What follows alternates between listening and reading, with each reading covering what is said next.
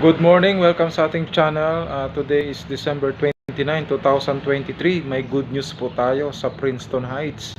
So mayroon po tayong lot na bukas dyan, 210 square meter. At alam naman po natin ang Princeton ay napaka gandang subdivision po ng Philinvest, no? Mid-high project ng Philinvest. So ang lalaki po na yan po ang ating mga samples.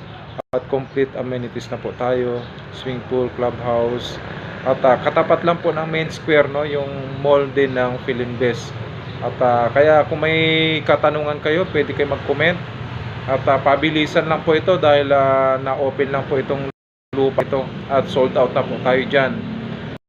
At may mabubuksan pang phase, no, sa Princeton Heights. Kaya kung gusto niyo po magpa-tripping, pwede kayong mag-comment dito sa ating vlog.